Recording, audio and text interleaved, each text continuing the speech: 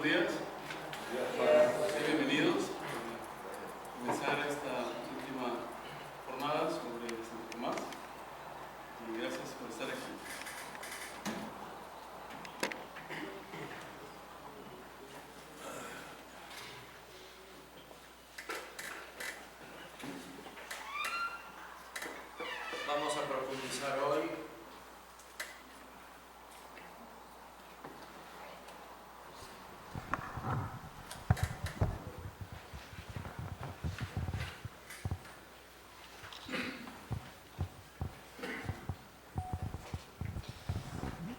Vamos a profundizar hoy en algunos aspectos de la teología espiritual de San Tomás. Es muy amplia, por supuesto, pero lo vamos a hacer con una aplicación especial al sacramento del orden, que está tratado en el comentario a la sentencia, no en la suma teológica, porque Santo Tomás murió, llegó solamente hasta el sacramento de la penitencia, y entonces no se puede ver la madurez de su reflexión. Sin embargo, de alguna manera se puede reconstituir a partir de los escritos anteriores, especialmente proyectando cómo habría evolucionado este sacramento, la explicación de este sacramento según la tendencia general de su pensamiento.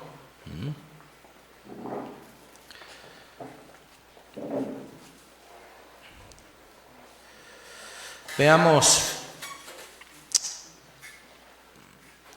cómo Santo Tomás explica los sacramentos en general para después aplicar esta concepción a el orden sagrado y a su dimensión espiritual.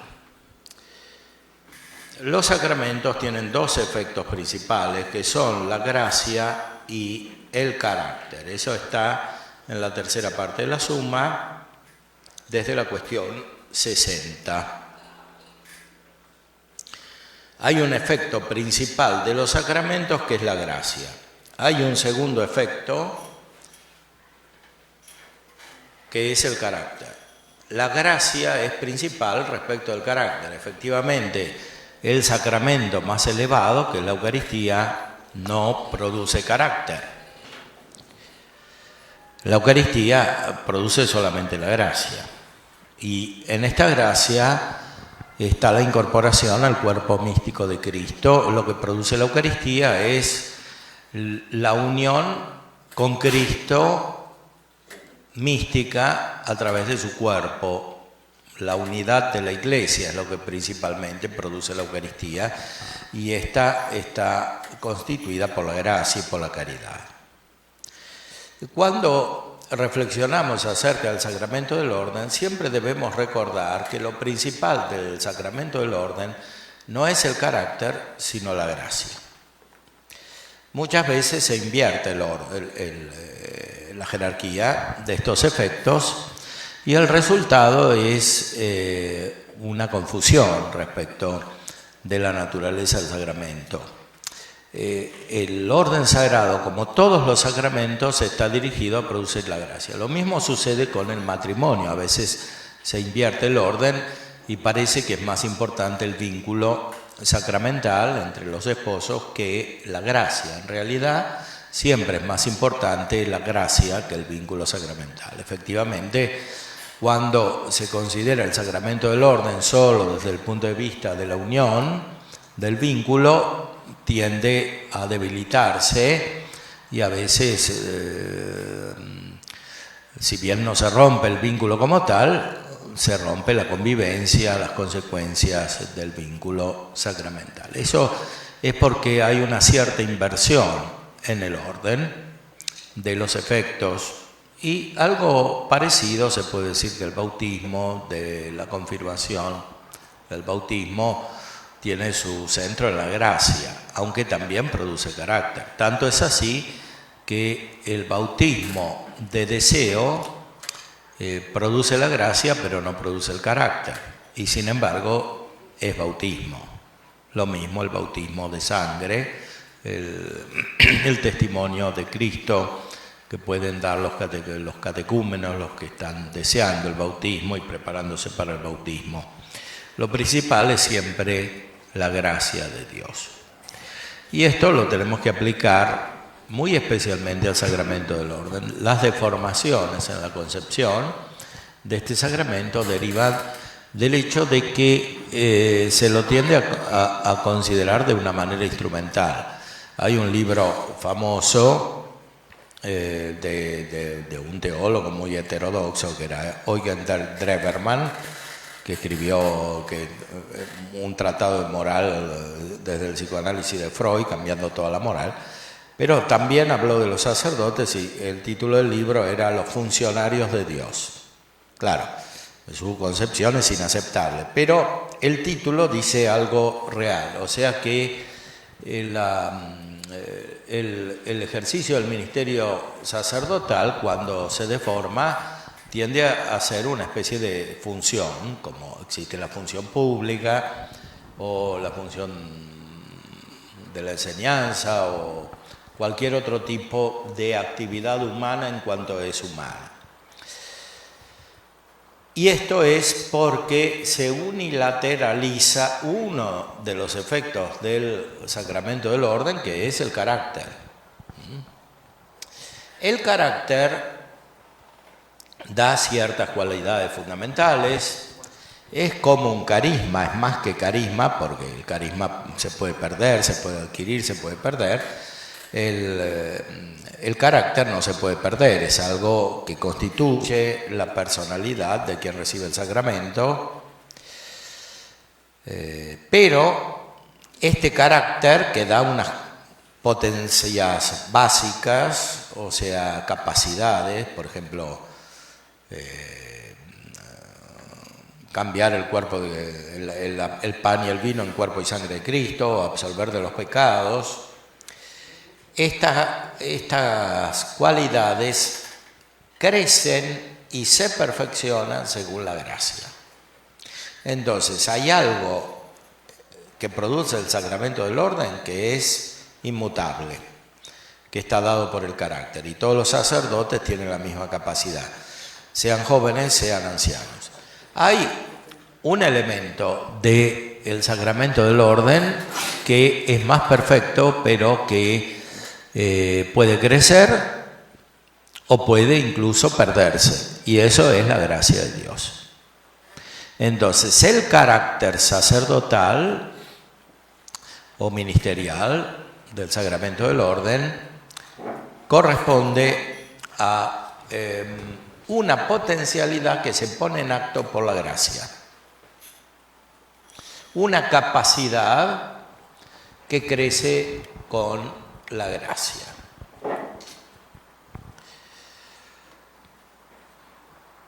Veamos en primer lugar la gracia y después el carácter para aplicarlo a este sacramento.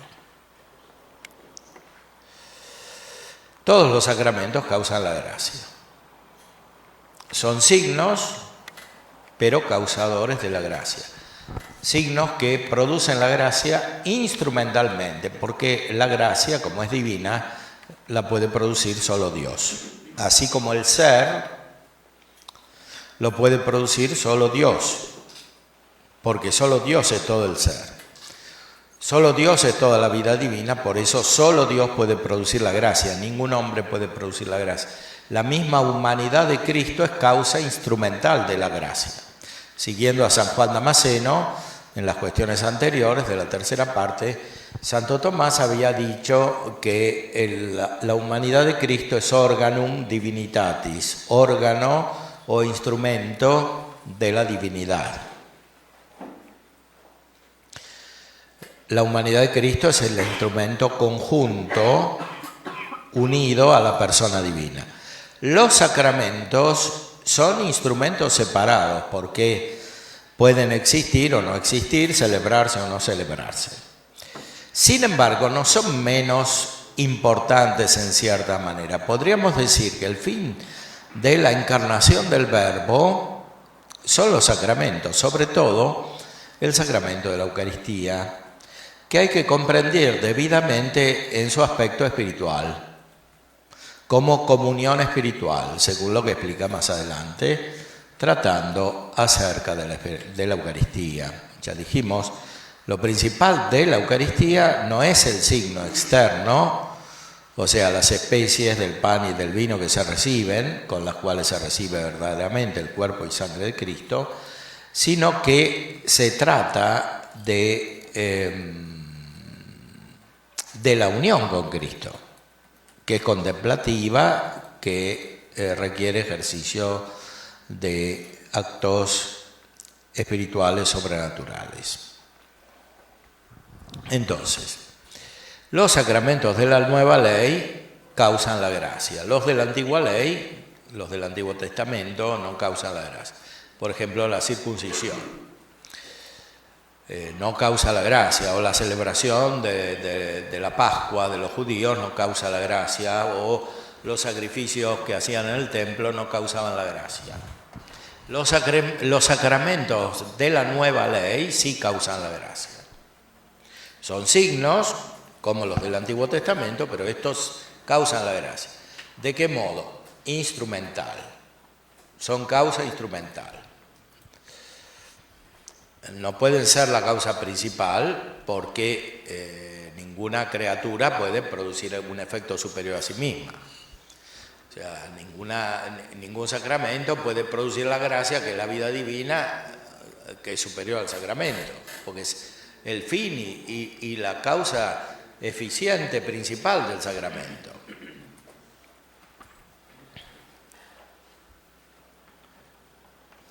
Es necesario afirmar que los sacramentos de la nueva ley causan en cierto modo la gracia. Por los sacramentos de la nueva ley queda el hombre incorporado a Cristo, según lo que dice el apóstol a propósito del bautismo en Gálatas 3. Cuantos habéis sido bautizados en Cristo, os habéis revestido de Cristo, pero el hombre no se hace miembro de Cristo si no es por la gracia. Etcétera, pone otras concepciones. Hay que utilizar un lenguaje distinguiendo una doble causa, principal e instrumental. La principal obra en virtud de la forma a la cual se asemeja el efecto, como es el caso del fuego que con su calor calienta. Y de este modo solo Dios puede causar la gracia, ya que la gracia no es más que una semejanza participada de la naturaleza divina, según las palabras de la segunda carta de Pedro. Nos han sido concedidas las preciosas y sublimes promesas para que por ellas os hicierais partícipes de la naturaleza divina.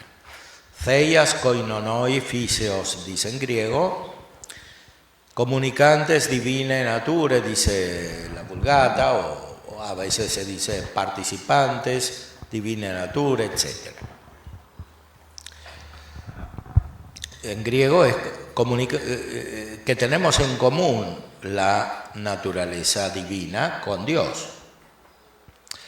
La causa instrumental, en cambio, no obra en virtud de la propia forma, sino en virtud del impulso con que es movida por el agente principal, y por eso el efecto no se asemeja al instrumento, sino al agente principal. El efecto no se asemeja al instrumento, sino al agente principal. O sea, no nos hacemos semejantes a la Eucaristía como signo, a las especies del pan y el vino, sino a Dios mismo, por la gracia. Por eso dice Agustín, contra Fausto, todas estas cosas, habla de los sacramentos, se realizan y pasan. O sea, la de Dios, pero la virtud, o sea, la de Dios que por ella se opera, permanece siempre. Y esto es a lo que propiamente hablando se llama instrumento, aquello mediante lo cual uno actúa. Por eso se dice en la carta a Tito, nos salvó por el lavado de la regeneración.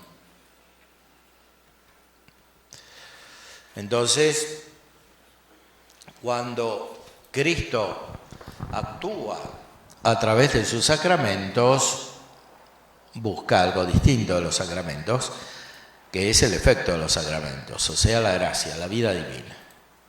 Esto es la realidad suprema en el orden de la vida cristiana, en el orden de la vida de la gracia. La vida divina comunicada. Por eso no se puede decir que el fin de la vida de la Iglesia son los sacramentos, sino que los sacramentos son medios para el fin de la vida de la Iglesia, que es la glorificación eterna del Padre en Cristo por el Espíritu Santo, o sea, la liturgia celestial, de la cual hemos hablado anteriormente. Recordemos que el sacerdocio de Cristo, y esto Santo Tomás lo tiene muy presente, se ejercita principalmente en el cielo y no en la tierra. O sea, Cristo es el pontífice que entró a través de lo que hizo en la tierra en el cielo para ejercitar el acto sacerdotal. Entonces, el sacerdocio ministerial es un instrumento de aquello que Cristo como sacerdote realiza en el cielo. De la misma manera que lo que hacía Cristo en la tierra, donde ya era sacerdote, por supuesto, era una preparación para lo que iba a ser en el cielo, así también lo que hacen los sacerdotes en la tierra es una preparación para lo que hace Cristo en el cielo. Los sacerdotes no causan la gracia, ni siquiera los sacramentos causan la gracia en sentido principal, ni siquiera la Eucaristía, sino que la gracia en el sentido primero la causa Dios, o sea, el Verbo de Dios, como Dios.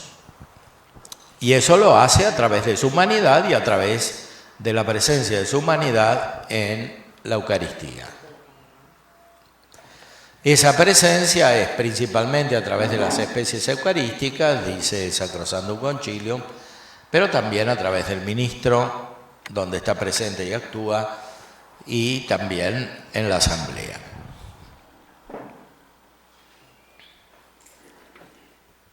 El instrumento tiene una doble función. La primera es instrumental, según la cual actúa no por la propia virtud, sino por la virtud recibida del agente principal.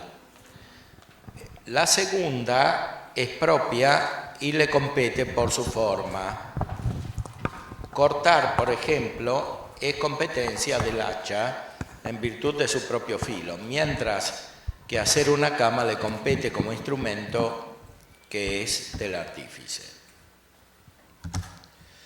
Sin embargo, el hacha no lleva a cabo la acción instrumental, sino es ejerciendo su propia acción, porque cortando hace la cama. De modo semejante sucede con los sacramentos corporales, que mediante la propia operación que ejercen sobre el cuerpo, que tocan, realizan por virtud divina una operación instrumental sobre el alma. Así, el agua del bautismo, lavando el cuerpo por su propia virtud, purifica el alma como instrumento de la virtud divina, puesto que el alma y el cuerpo constituyen un propio ser. Por eso decía San Agustín que toca el cuerpo y lava el corazón.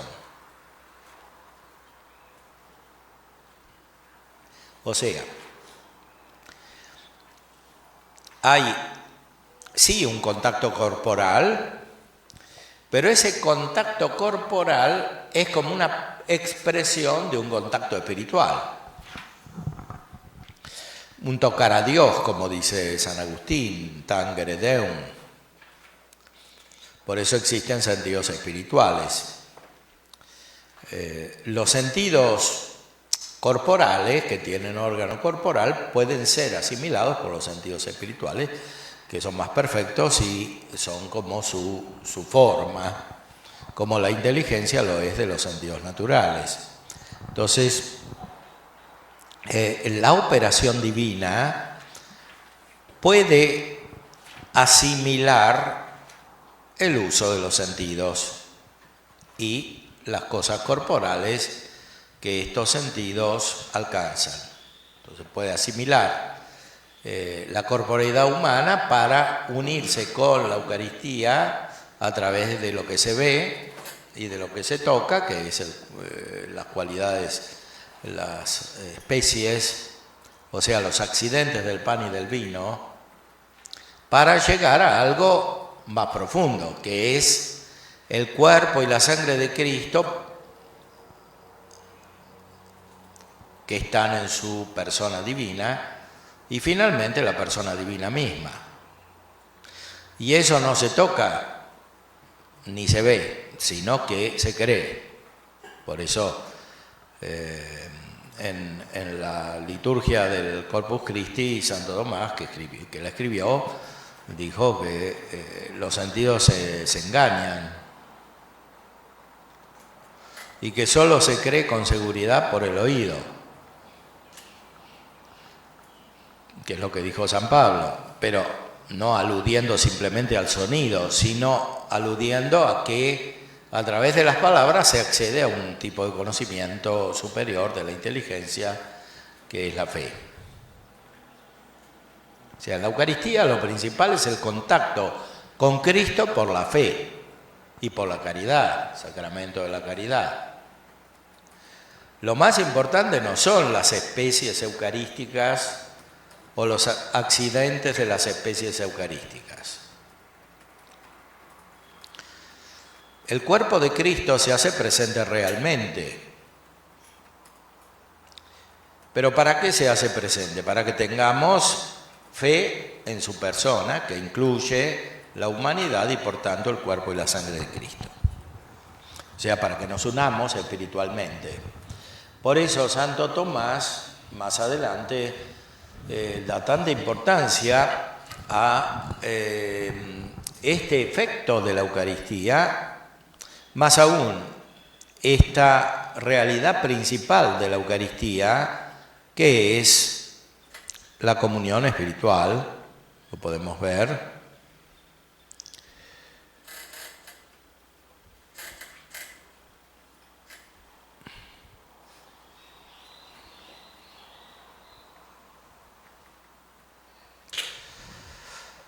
El uso o recepción de este sacramento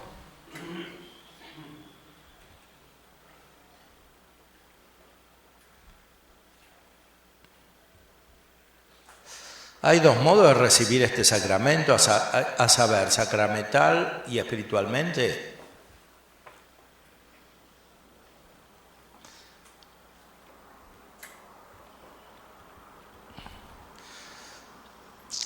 Aquí Santo Tomás sigue la tradición que interpreta las palabras de San Pablo: quien come y bebe indignamente, etc. Y en la explicación medieval, la glosa decía, hay dos modos de comerlo, uno sacramental y otro espiritual. Especialmente Hugo de San Víctor, que trata sobre los sacramentos, profundiza esta visión y la transmite. En la recepción de este sacramento hay que considerar dos cosas, a saber, el mismo sacramento y su efecto, de las que ya hemos hablado. Pues bien, el modo perfecto de recibirlo es cuando uno lo recibe de tal manera que también recibe el efecto. Ahora bien, acontece algunas veces, como se dijo, que uno es impedido de recibir el efecto de este sacramento. Y tal recepción es imperfecta. Y como lo perfecto se contrapone a lo imperfecto, así la recepción sacramental en la que solo se recibe el sacramento sin su efecto, se contrapone a la recepción espiritual, en la que se recibe el efecto de este sacramento. Efecto por el que el hombre se une a Cristo por la fe y la caridad. O sea, la Eucaristía en el sentido perfecto es unirse a Cristo por la fe y la caridad. Y esto es producido por el signo sacramental y material, corporal. Pero lo principal es la unión con Cristo. Si esto vale para el sacramento más excelente, que es la Eucaristía, lo mismo ha de decirse respecto de los otros sacramentos y también respecto del sacramento del orden. Siempre lo más importante es la unión con Cristo, la gracia en el sacramento, y no el signo o los otros efectos que produce, como el carácter.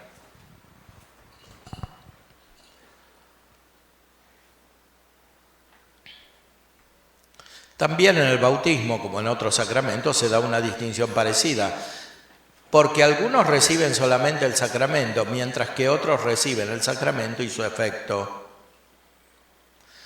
Hay aquí, sin embargo, una diferencia, porque como los otros sacramentos se realizan con el uso de la materia, recibir el sacramento equivale a realizarlo, mientras que este sacramento se realiza en la consagración de la materia, por lo que tanto el uso sacramental como el espiritual es posterior al sacramento.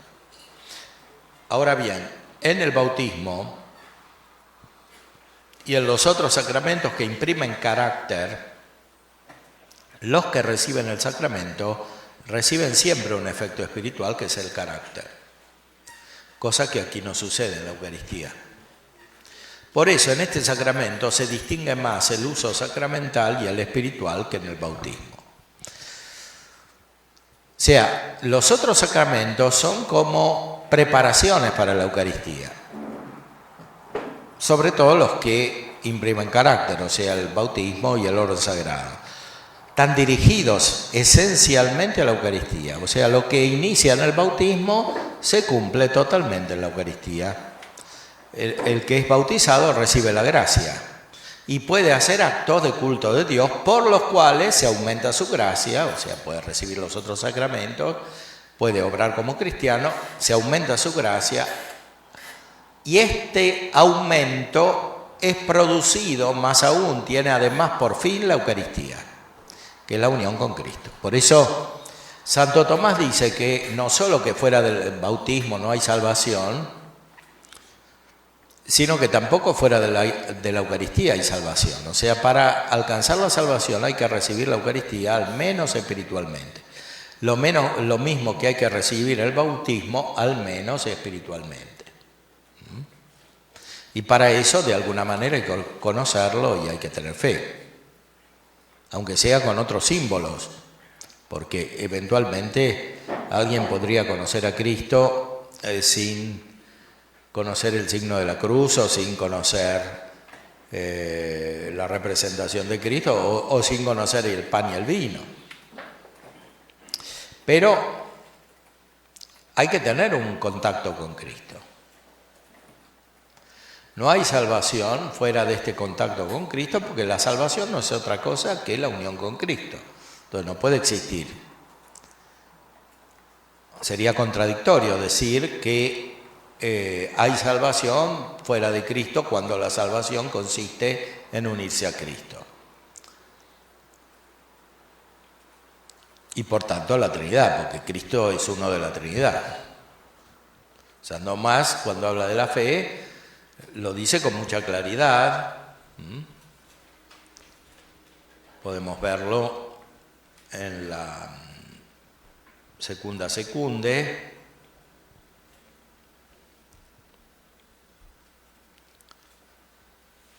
Cuando habla de la fe,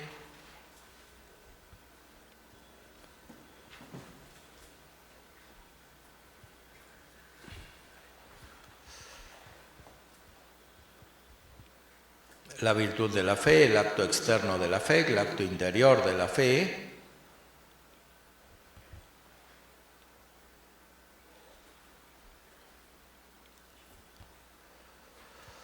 Aquí se pregunta, ¿es siempre necesario para la salvación tener fe explícita de Cristo? Y dice que sí. ¿Es necesario para la salvación creer explícitamente en la Trinidad? Y dice que sí. Por eso, como a Cristo se accede por los sacramentos, que son manifestaciones de la fe, es necesario que se reciban los sacramentos, al menos espiritualmente, para la salvación. Dice San Agustín, citado por Santo Tomás, en de la corrección y la gracia: es fe recta aquella por la que creemos que ningún hombre, grande o pequeño, es liberado de la infección, de la muerte y de la esclavitud del pecado, sino es por el único mediador entre Dios y los hombres, Jesucristo. Como en todos los puntos principales, Santo Tomás sigue a San Agustín.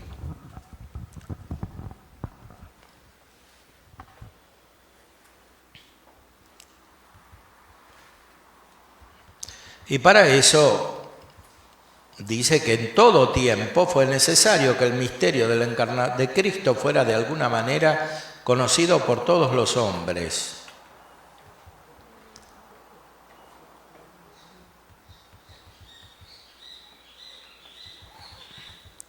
Antes del pecado fue creído el misterio de Cristo a través de las profecías, sea dentro del pueblo de Israel como fuera del pueblo de Israel.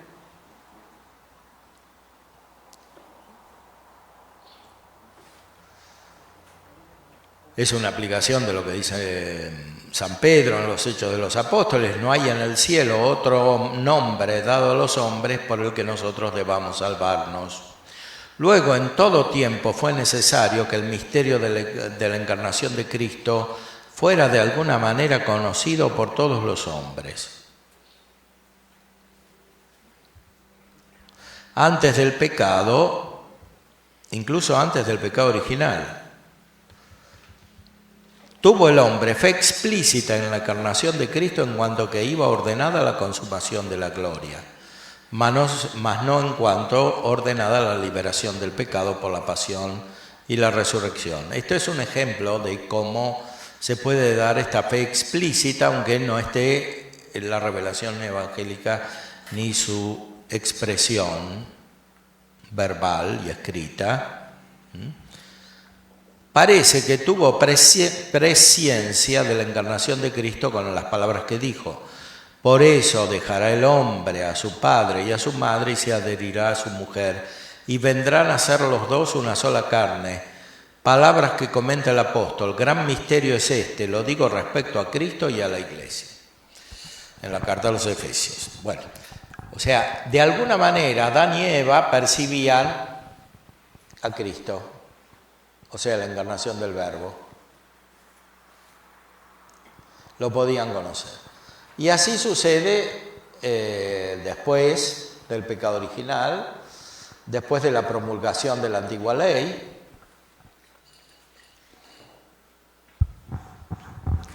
Y también fuera del conocimiento de esta antigua ley.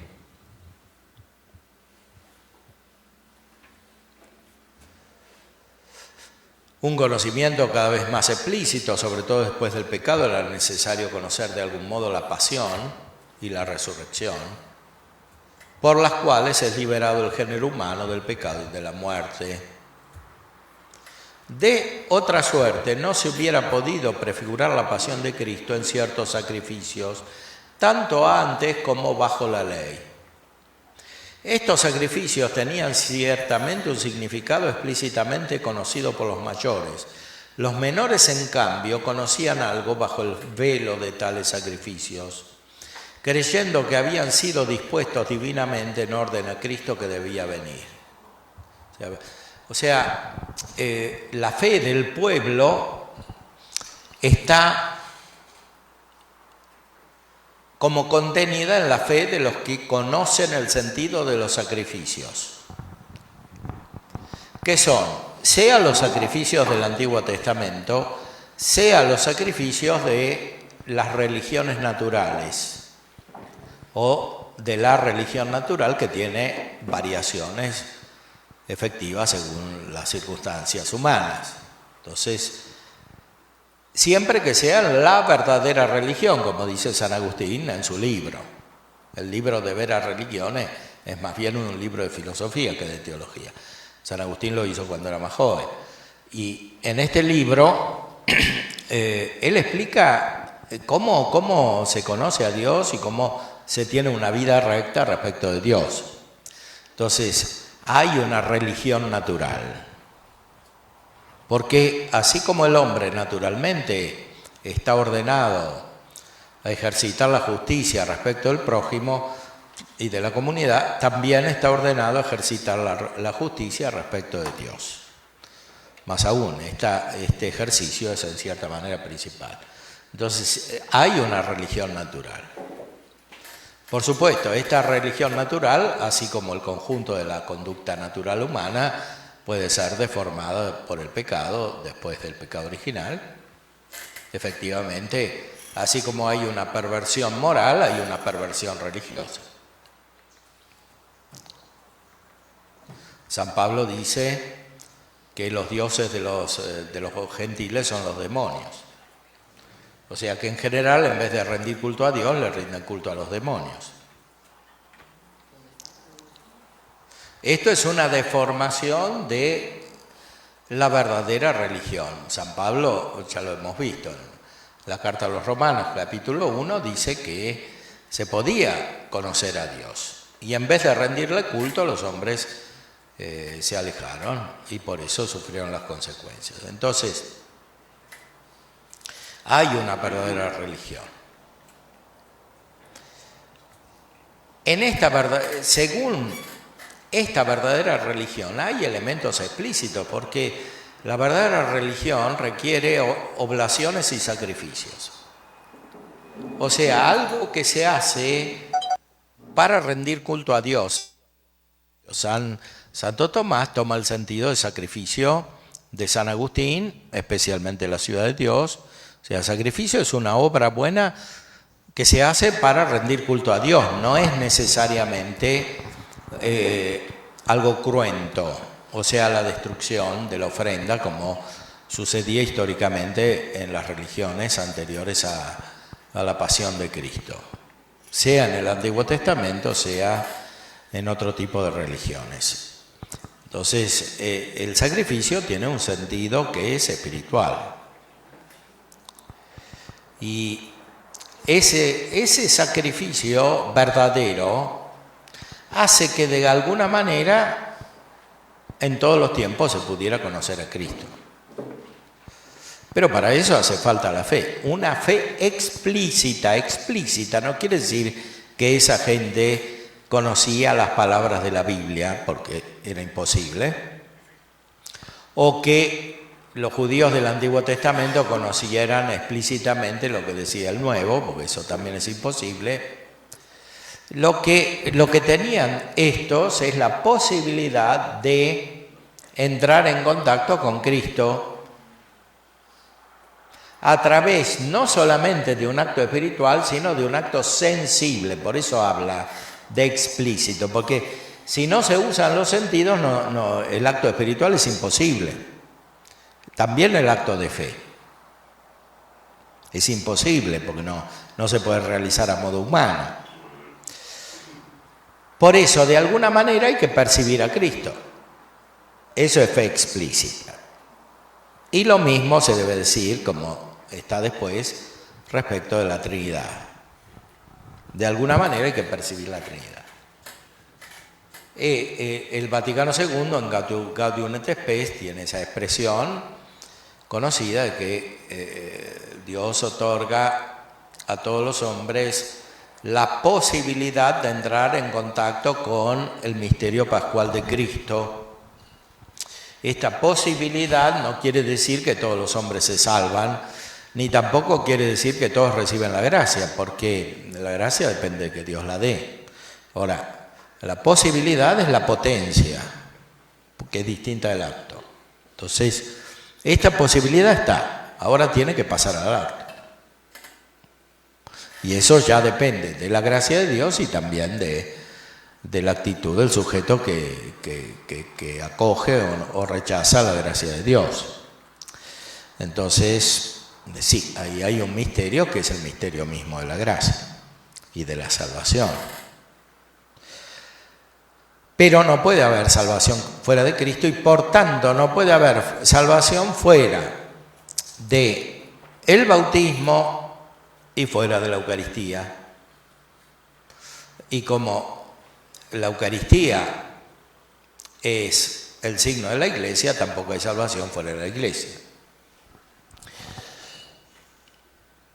Pero esto hay que entenderlo bien desde el punto de vista teológico, no simplemente como una realización de expresiones exteriores, de un lenguaje determinado. Sí, de una concepción determinada, porque las palabras son signos de los conceptos y los conceptos son signos de las cosas, como ya sabía Aristóteles.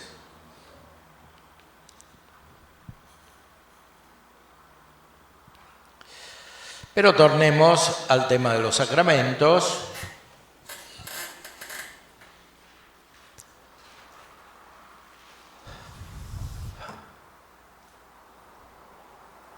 En la tercera parte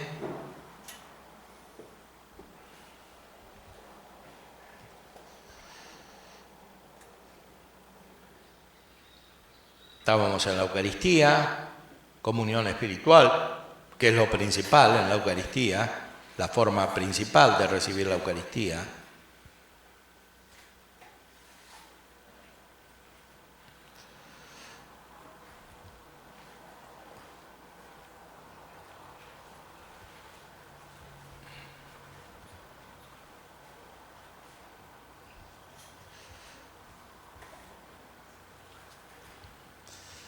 La recepción espiritual es la principal, en la cual se recibe el efecto de este sacramento, efecto por el que el hombre se une a Cristo por la fe y la caridad. Este efecto es efecto en cuanto al signo, pero es fin en cuanto a la realidad principal del sacramento. Es causa final. La causa final es la causa principal, causa causarum, la causa de las causas. La causa final no es otra cosa que la perfección de la unión con Cristo.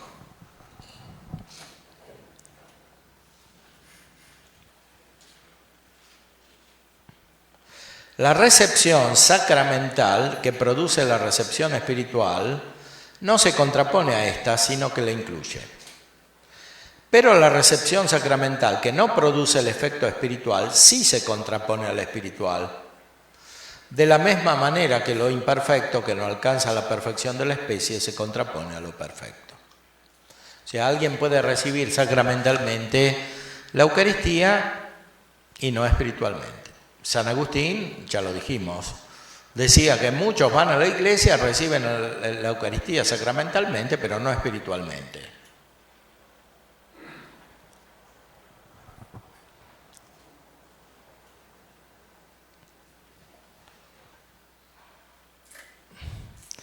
Ahora, de una manera análoga con lo que sucede con la fe, sucede con la Eucaristía, que es más perfecta que la fe porque incluye la caridad. Justamente es esta caridad la que une con Cristo. Como se ha afirmado, se puede recibir el efecto del sacramento si se desea recibir el sacramento. Esto vale también para el bautismo. Hay un bautismo de deseo. El bautismo de deseo no es un deseo genérico del bien, como puede tener cualquier persona, porque eso está en la naturaleza, sino que es un deseo del bautismo. El bautismo de deseo es el deseo del bautismo. Lo mismo que la Eucaristía se puede desear, y entonces se recibe según el deseo, aunque no se reciba de hecho. Y por esto, de la misma manera que algunos son bautizados con el bautismo de deseo, por el ansia que tienen del bautismo antes de recibir el bautismo de agua. O sea, hay personas, supongamos un adulto que se convierte, tiene una vida muy religiosa muy intensa, de unión con Dios, la siente, percibe la unión con Dios, recibe la gracia del bautismo antes de recibir el bautismo como sacramento. ¿Qué es lo que les pasa a a los mártires también, un bautismo de sangre. Así también, algunos reciben espiritualmente este sacramento antes de recibirlo sacramentalmente. Esta es la verdadera comunión espiritual. O sea, la comunión espiritual no es como una especie de consuelo para los que están en pecado mortal, porque, por ejemplo, están divorciados y se juntaron con otro. Entonces van y parece que pueden hacer lo mismo que los demás, porque sí, no se ponen en la fila, pero hacen comunión espiritual, y la comunión espiritual es como una oración. Se dice que vale tanto como recibir la comunión sacramental. Todo eso es una deformación. Es reducir el orden sacramental a una especie de mecánica separada de la vida espiritual, cuando en realidad el orden sacramental es principalmente espiritual. Esa es una concepción reductiva totalmente. La comunión espiritual es más importante que la comunión sacramental, no menos, porque es su fin. Y no se puede hacer la comunión sacramental sin la comunión espiritual auténtica, que no es una oración cualquiera del pecador que no se convierte, sino la unión con Cristo, y por tanto requiere esencialmente la conversión. Pero esto acontece de dos maneras. Una, por el deseo de recibir el sacramento mismo, y de este modo se bautizan y comulgan espiritualmente y no sacramentalmente los que desean recibir estos sacramentos después de su institución. De otra manera, en modo figurado, dice en efecto en el apóstol, en la primera de los Corintios, que los padres antiguos fueron bautizados en la nube y en el mar, y que comieron la comida espiritual, bebieron la vida espiritual. O sea, San Pablo dice que los santos del Antiguo Testamento se bautizaron y recibieron la Eucaristía de modo espiritual, aunque todavía no estaban instituidos estos sacramentos por la santificación que Cristo hizo del agua en su propio bautismo y por la última cena. Con todo, no es inútil la comunión sacramental, porque la recepción del sacramento produce más plenamente el efecto del mismo que el solo deseo. Como se dijo arriba, hablando del bautismo. ¿Por qué es así esto? Porque tenemos naturaleza humana. O sea, no somos ángeles. Los ángeles no reciben estos sacramentos.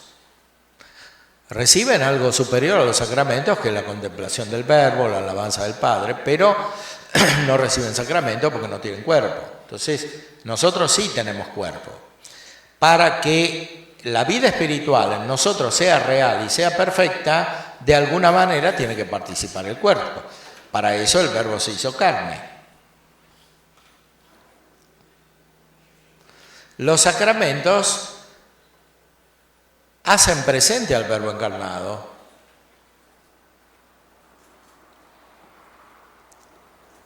Que actúan los sacramentos de muchas maneras, no solamente según las especies, por ejemplo, eucarísticas, o la materia de los sacramentos, el agua, o lo que se presenta para el uso de los sacramentos, el aceite, etc. Los gestos, las palabras.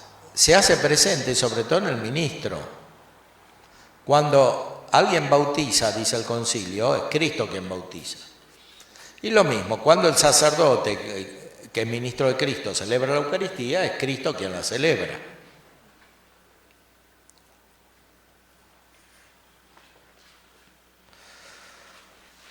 ¿Los ángeles reciben la Eucaristía?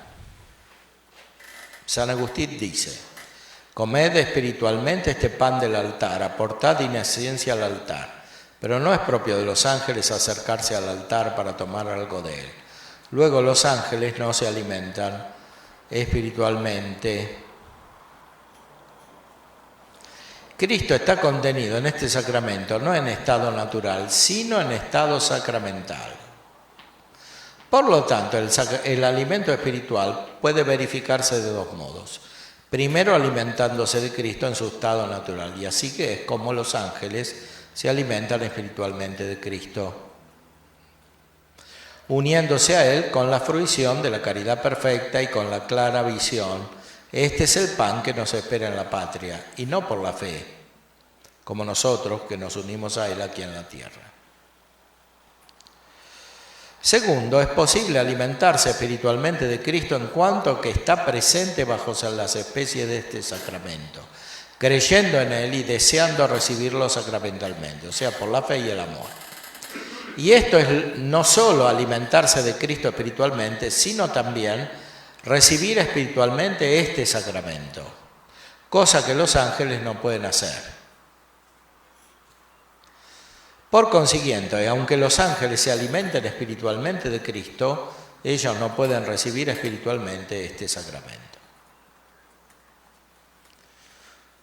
Porque no pueden desear recibir la Eucaristía como signo sensible, porque no tienen cuerpo, no tienen sentidos. Y nosotros sí. Pero el modo de recibir a Cristo que tienen los ángeles y también los beatos es superior. Por eso decía el concilio que la liturgia terrenal es una participación de la liturgia celestial, que es recibir a Cristo, que es el fin último de la liturgia, porque la liturgia que celebramos aquí cesará, porque es como una especie de introducción.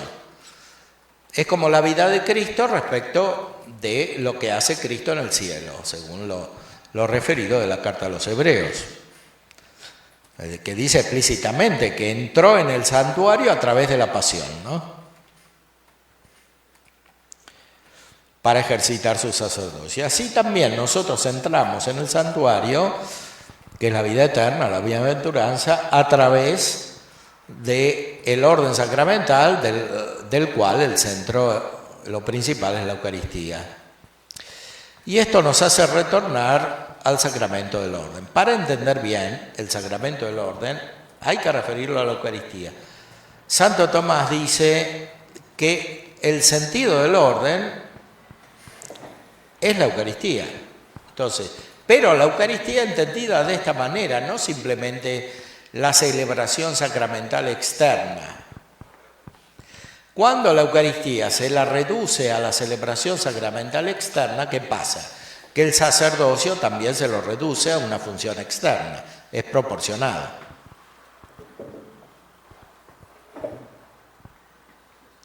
Por eso hay que captar bien la Eucaristía para captar bien lo que significa el sacerdocio. Cuando uno hace esto se da cuenta que lo más importante del sacerdocio no es el carácter, sino la gracia. Y que un sacerdote puede ser más o menos perfecto. Y según la mayor o menor perfección que tiene, su efecto será mayor o menor. Aunque la Eucaristía que celebra es siempre la misma, el mal sacerdote, San Tomás dice malus sacerdos, el mal sacerdote y el buen sacerdote, el efecto sacramental es el mismo, pero el efecto espiritual no es el mismo. Sobre todo porque, refiriéndose a la Eucaristía, toda la vida humana, la preparación de la Eucaristía no son solamente los otros sacramentos, sino toda la vida. Por eso el sacerdote, que está dirigido esencialmente a la Eucaristía, dirige la vida espiritual, no solamente la vida sacramental de los demás. O sea, el sacerdote no es como una especie de párroco que se ocupa solo de la organización de los sacramentos en la parroquia. El sacerdote es un padre espiritual y es un maestro, porque enseña en nombre de Cristo, que enseña principalmente la vida espiritual, lo que se refiere a la fe y a la caridad. Entonces, en este sentido, toda la vida del sacerdote está dirigida a la Eucaristía y no solamente la función sacramental del sacerdote.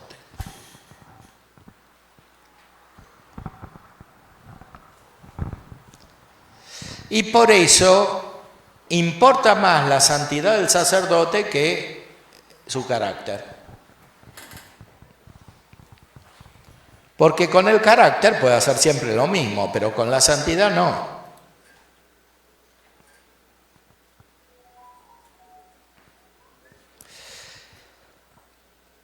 Esta visión Santo Tomás la aplica también a los grados del sacramento del orden, especialmente a la distinción entre el presbítero y el obispo. Para Santo Tomás, el presbítero y el obispo en lo principal son iguales. Iguales. Porque se dirigen a la Eucaristía y porque ambos pueden celebrar la Eucaristía.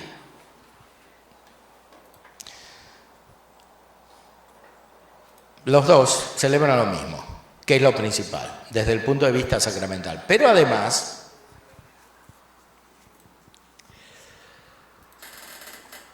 ambos dirigen al pueblo a la perfección espiritual, al cuerpo místico, a la perfección espiritual. Aquí hay una diferencia, porque el obispo tiene una responsabilidad universal que el presbítero no tiene, o sea, es el director de esta obra comunitaria, podríamos decir.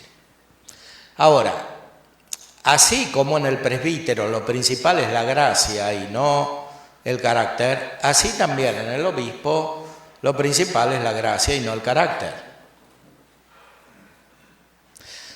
Se puede profundizar en qué sentido el orden del obispo da otro carácter o es el mismo carácter del presbítero como parece, pero extendido o perfeccionado.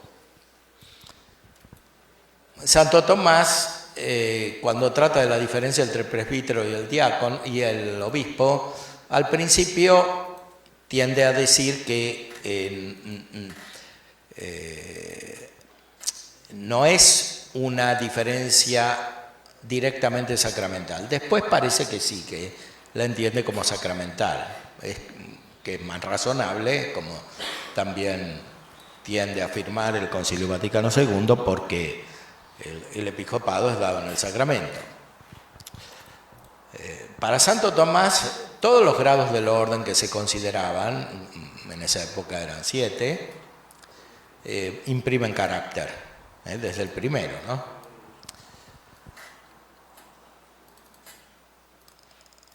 Ahora los grados inferiores se han suprimido y se los reemplazó por ministerios que son otra cosa. De hecho, los pueden recibir las mujeres que no reciben el sacramento del orden. Los ministerios actuales no son lo mismo que los grados del sacramento del orden. O sea, si la Iglesia lo considera oportuno según las circunstancias, los puede restablecer. De hecho, siguen existiendo en la Iglesia oriental, incluso el subdiaconado, etcétera, y los tienen los ortodoxos. Entonces, porque los sacramentos no vienen de la Iglesia, vienen de Cristo que los instituyó, aunque la Iglesia los puede explicitar. De hecho, en la Sagrada Escritura se usa indistintamente el nombre obispo y presbítero. O sea, a veces el obispo es el presbítero y a veces el presbítero es el obispo. La distinción está en la misma Sagrada Escritura, sobre todo entre el diácono y el obispo presbítero, que son los apóstoles hasta ese momento, ¿no?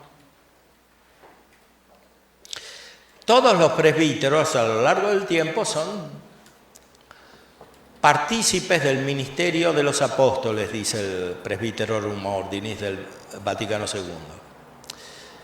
Y por eso, como dice Santo Tomás, no participan del ministerio del obispo, sino del sacerdocio de Cristo, a través del obispo, porque el obispo es un instrumento para comunicar el sacerdocio de Cristo.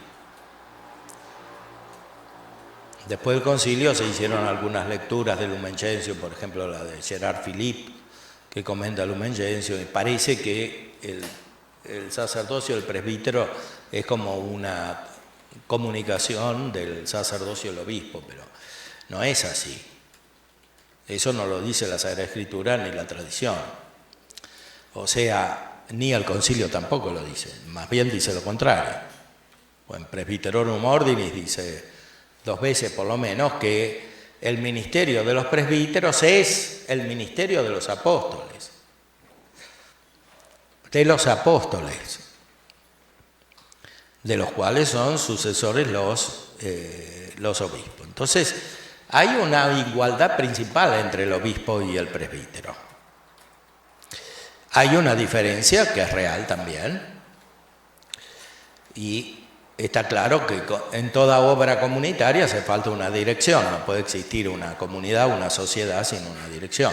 Entonces, el colegio que forman los presbíteros no puede ser ordenado sin un principio ordenador que es el obispo. Entonces, el obispo siempre es necesario. No podría no existir el obispo. Lo que hace la Iglesia, ya desde la Sagrada Escritura, es desarrollar aquello que está implícito en la institución del sacramento del orden por parte de Cristo, especialmente en la última cena. Recordemos que la última cena es anterior a la pasión de Cristo, la prefigura. Y eso nos indica que la función del presbítero no es solamente la de hacer presente el sacrificio de la pasión. Es algo más amplio porque surge de la caridad de Cristo que se une con sus apóstoles y los envía. Surge de la amistad de Cristo, dice Santo Tomás, porque las últimas palabras que se dicen a los amigos son las que más se recuerdan, que son las que Cristo dijo a sus amigos en la última cena, antes de la pasión.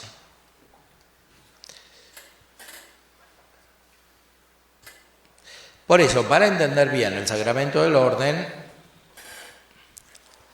hay que considerar bien la comunión espiritual, la recepción espiritual de Cristo, que está destinada como a su fin a la fruición de la patria. La patria es el lugar del Padre, en la que los ángeles gozan de él. Y puesto que las cosas que están destinadas a un fin están subordinadas a ese fin, se sigue que la recepción de Cristo por la que nosotros comulgamos con él en este sacramento está subordinada en cierto modo a aquella recepción por la cual gozan de Cristo los ángeles en la patria. Por eso se dice que el hombre come pan de ángeles, porque primero y principalmente es de los ángeles que gozan de él en su estado natural, y después de los hombres que reciben a Cristo en este sacramento.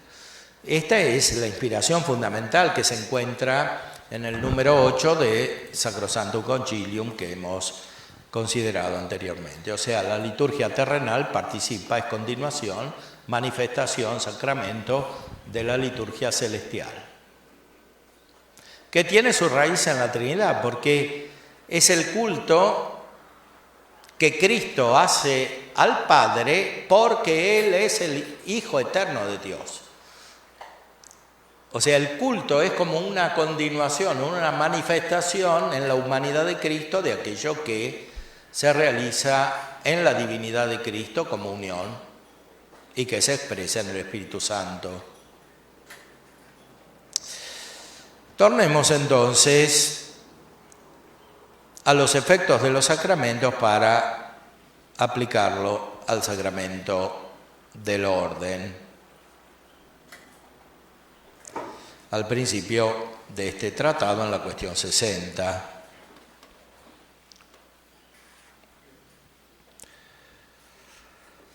Veamos el segundo efecto de los sacramentos, que es el carácter.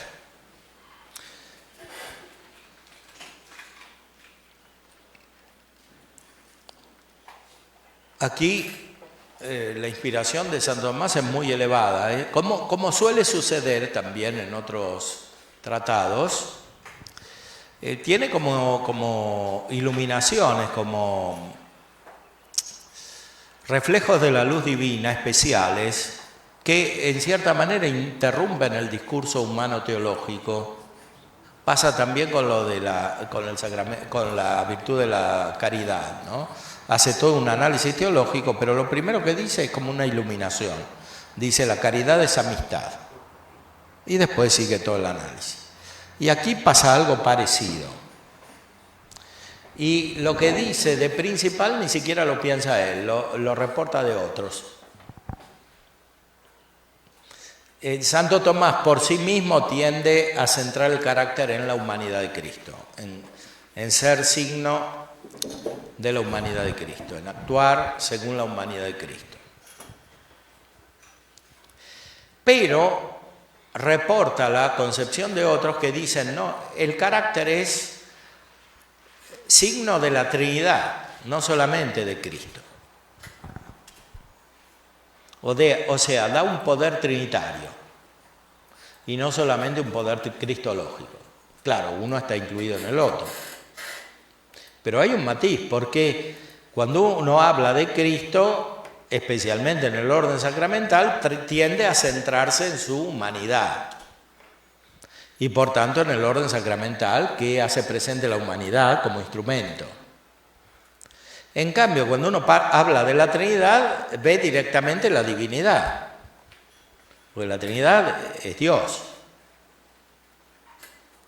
Estas dos visiones son complementarias. El sacerdote es ministro de Cristo, pero en Cristo es ministro de la Trinidad.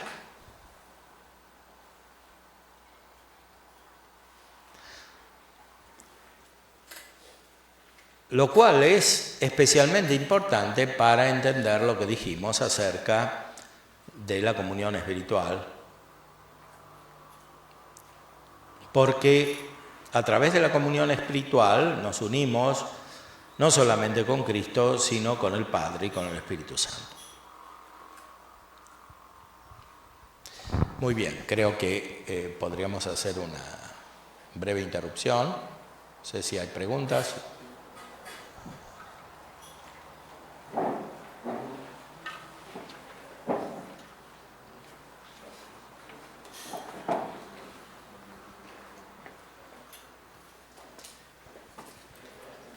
Sí, Padre.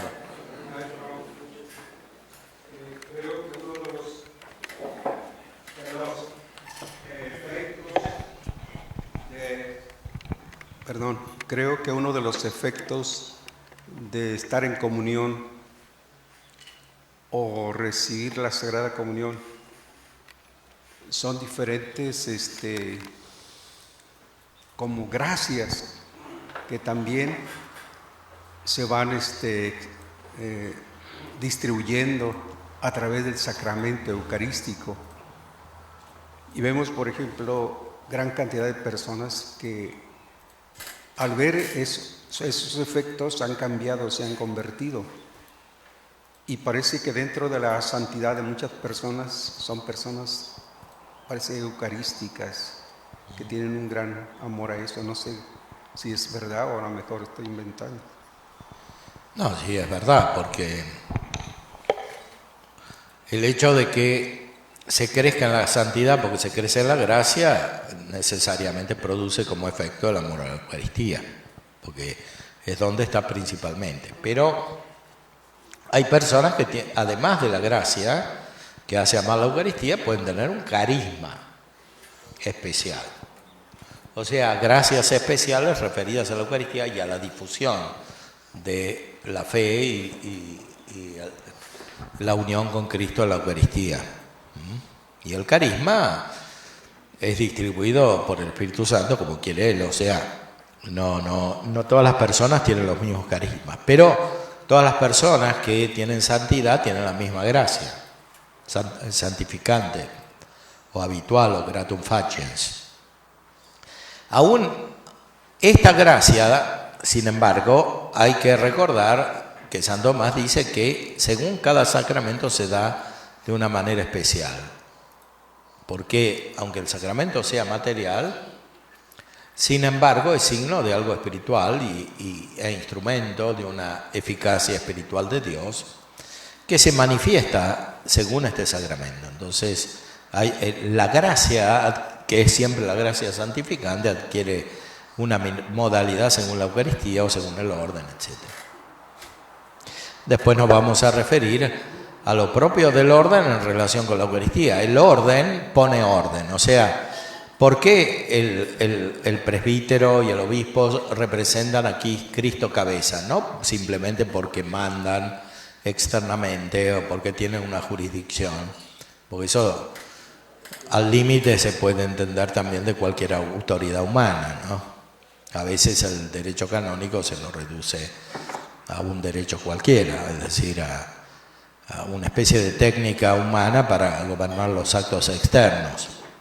Pero la función principal del obispo y del presbítero como cabeza es poner orden en las gracias. O sea, colocar a cada uno en su lugar espiritual. Todo lo demás es consecuencia, ¿no? No es lo principal. O sea, cómo se ordena la vida de cada uno, en un monasterio, en una congregación, en una parroquia, en una diócesis, en un movimiento, o en la iglesia en general, etc. Todo eso es una expresión exterior del orden de la gracia.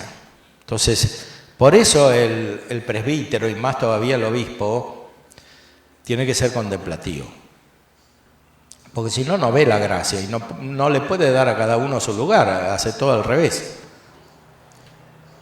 O sea, cada uno pone a cada uno en el lugar equivocado. Y esto, por supuesto, resulta violento porque no es natural, entonces la gente se va, se aleja, porque no percibe que se perfecciona. Por eso es tan importante la mente contemplativa del presbítero y del obispo. Es verdad que Santo Tomás dice que la virtud que caracteriza al presbítero es la prudencia, sí. ¿Por qué? Porque el carácter está en el entendimiento, pero es especialmente el entendimiento práctico. Porque esto es lo que distingue los que tienen carácter de los que no lo tienen. Tienen una capacidad práctica respecto de ciertos actos.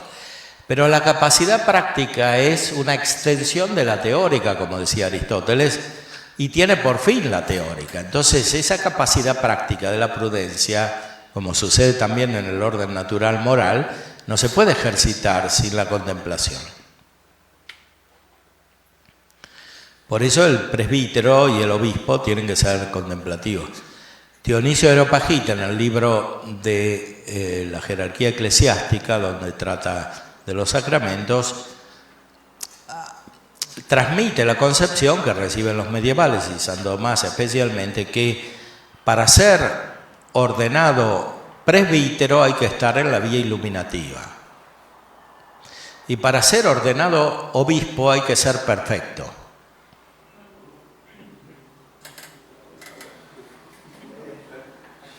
Perfecto espiritualmente.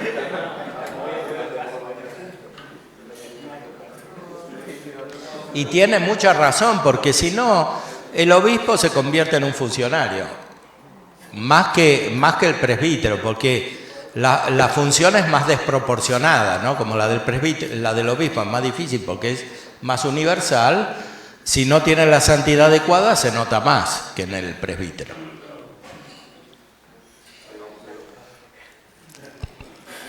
Sí.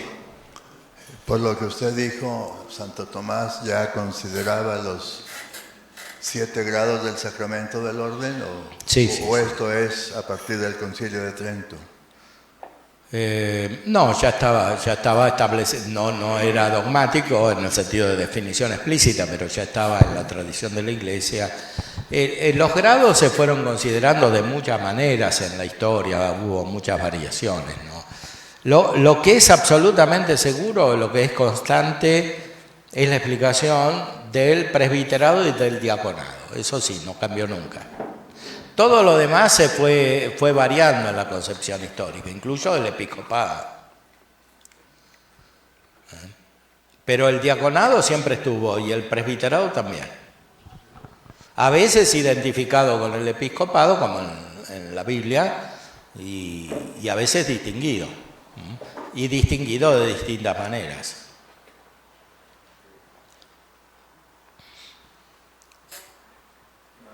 Sí. El diaconado permanente, que lo ahora en Vaticano II, Sí. ¿cómo verlo? ¿Cómo entenderlo también desde la Bueno, según la visión de Dionisio, que recibe la tradición patrística y monástica, al diaconado le corresponde la purificación del pueblo, no el sacramento de la confesión, porque eso es del presbítero, sino preparar al pueblo ayudándolo a eliminar los obstáculos, los pecados que tiene para acercarse a la Eucaristía, ¿no? Entonces, sí, el diaconado es parte del sacramento del orden, está dirigido a la Eucaristía, como todos los grados del sacramento del orden, y tiene una función también exterior respecto de la celebración eucarística, como se ve en la tradición, o sea, ayudar a los pobres. En la iglesia de Roma también se ocupaban de los bienes de la iglesia, etcétera. Pero es una función de servicio a esa dirección que realizan el presbítero y el obispo juntos, el colegio presbiteral y el colegio episcopal. Esa dirección que hacen de la iglesia. Los otros grados del sacramento del orden son propedéuticos, son una preparación, un ministerio, un servicio. ¿Cómo puede haber tantos? No necesariamente tiene que ser con el carácter, porque el carácter no es la gracia santificante. Yo cuando le hablo a los psicólogos y a las psicólogas les digo mucho que son diáconos. No son diáconos ordenados, pero eventualmente lo que pueden hacer es más importante que lo que hacen los diáconos. Porque es más espiritual, está más directamente dirigido a la vida personal. Que preparar el altar o servir. Todo eso está más conectado con los actos externos de culto, ¿no? Pero lo principal en el orden es siempre lo espiritual, no lo externo. Otro detalle, los ministerios del Vaticano II, ¿cómo ponerlos bien, acentuarlos? Pues una comunidad. Bueno, los ministerios, por analogía, hay que verlos en relación con el sacramento del orden. Si las mujeres están desesperadas por tener ministerio, bueno, hay un problema. ¿Por qué? Quiere decir que están buscando más la función externa y una imagen sensible que el bien espiritual. Para buscar el bien espiritual no hace falta todo eso. Ni siquiera hay un derecho a la ordenación, absolutamente hablando, porque siempre es una llamada de la Iglesia. Entonces, el hecho de que las mujeres no sean sacerdotes es una garantía de esto que está diciendo aquí Santo Tomás, o sea que la principal es la gracia y no el carácter. Porque si no, parecería que, bueno, que cuanto más carácter, más gracia o más perfección, y no es así. Es un recuerdo permanente en la Iglesia de que lo principal es la gracia y que el carácter está al servicio de la gracia y por tanto todas las funciones externas. Por supuesto que si se ejercita bien el sacramento del orden es gracia, pero esto requiere más una función espiritual que exterior.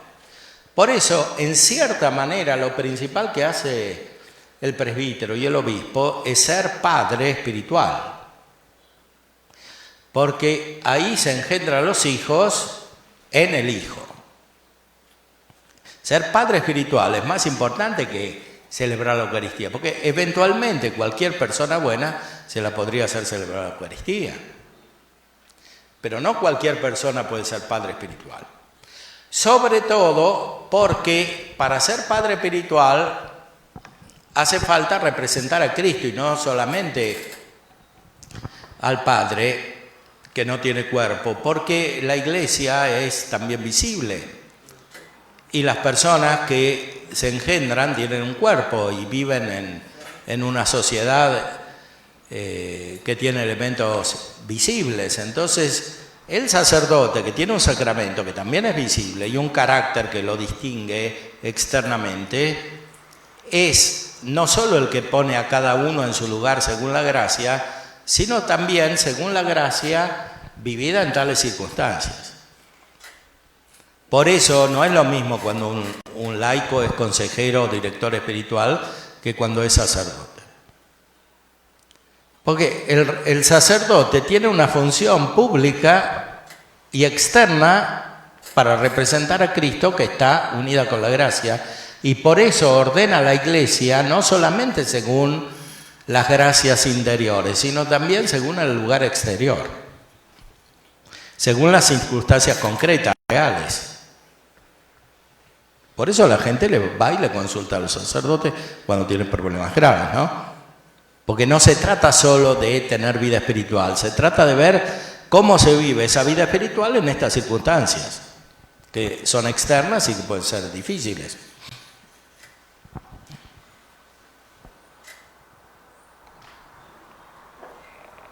Sí, padre.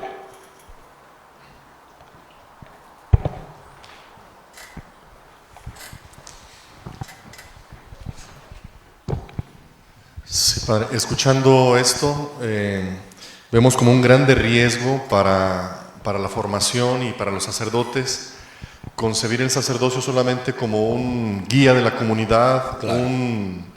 No sé, ¿cómo se le dice? Como un motivador, animador. Animador, claro. Exacto, sin pensar en todo este mundo sobrenatural. Entonces, formar solamente para la pastoral y para el servicio y no para la unión con Dios desde los sacramentos, creo que también el efecto viene aquí, que por eso no se reconoce este efecto sobrenatural y por lo tanto no está uno capacitado al acompañamiento espiritual de los demás, claro. Porque no lo hay ni siquiera en uno mismo, ¿verdad?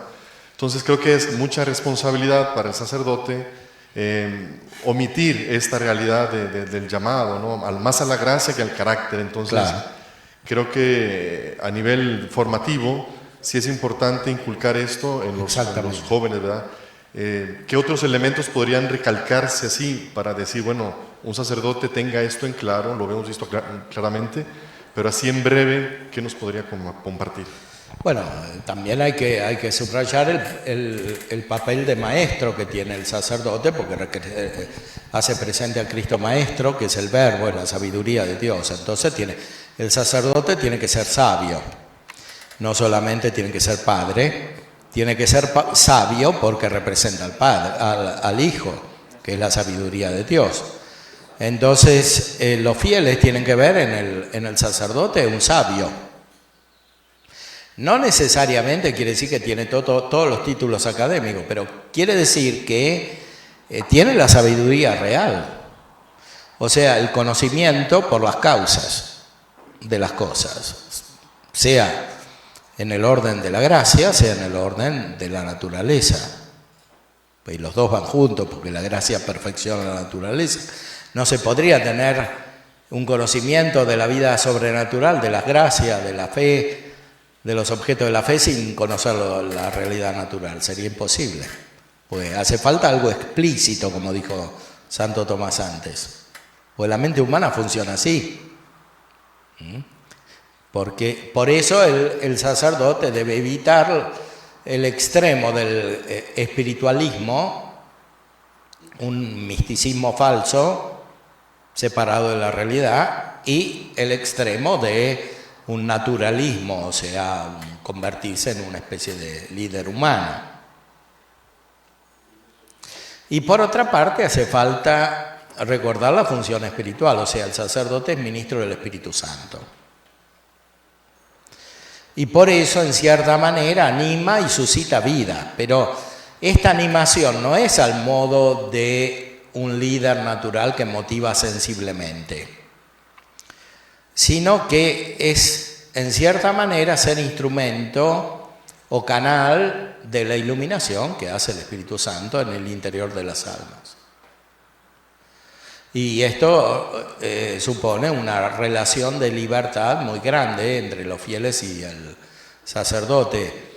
O sea que los fieles, que lo más importante no es el párroco que tiene o el obispo que tiene porque le tocó, porque está en ese lugar.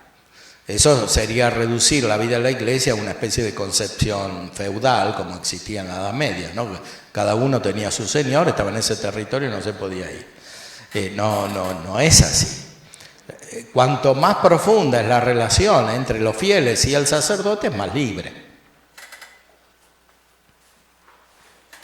Y por eso hay un crecimiento también en la paternidad espiritual. Porque a veces lo que le dice el párroco sí le sirve, pero a veces no le sirve, porque el párroco no sabe para más o no tiene más espiritualidad. Entonces el fiel tiene que ser libre para buscar otro sacerdote que lo guíe. La función del párroco va a estar siempre, porque los elementos externos de la iglesia son necesarios, pero no son los principales, como sucede en los sacramentos. Y lo mismo sucede con los obispos y con los papas, porque, claro, a los obispos y a los papas se los sigue porque tienen una jurisdicción y tienen un poder, pero no todos tienen la misma capacidad espiritual, ni la misma santidad. No es lo mismo un papa santo, no sé, San Pío X, que sus predecesores del Renacimiento, que eran bastante limitados desde el punto de vista de la santidad, ¿no? Que algunos se dedicaban a cazar, otros a la guerra, otros al arte, bueno, o tenían hijos de antes, qué sé yo. Todo eso, bueno, evidentemente el Papa es un padre espiritual, pero no todos los papas son iguales, como no todos los obispos son iguales, como no todos los sacerdotes o presbíteros son iguales desde el punto de vista espiritual. Entonces tampoco hay que seguir al Papa en todo lo que dice, porque o todo lo que dice el obispo y todos tenemos que ser iguales al obispo, no tiene sentido eso. Porque si uno sigue esa mentalidad, la iglesia se va convirtiendo en una serie de sectas oficiales, ¿no? Que cada uno tiene su líder humano. Pero esa no es la iglesia. Porque por más que sea oficial una diócesis, se puede convertir en una especie de secta. Si tiene una mentalidad más basada sobre los elementos humanos que sobre los divinos. Lo mismo pasa en una parroquia, en una congregación religiosa, en un monasterio, en un movimiento.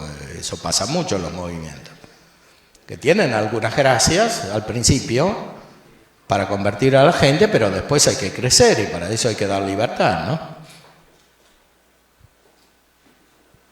Sí.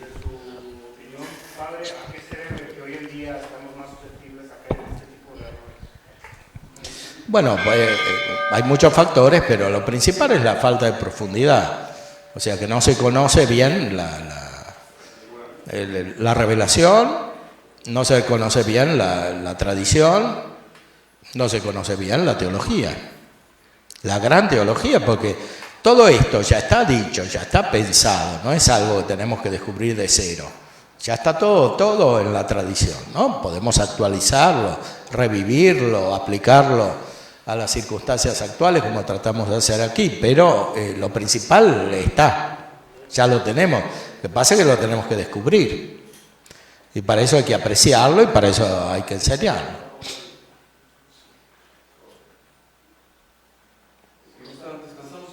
Bueno.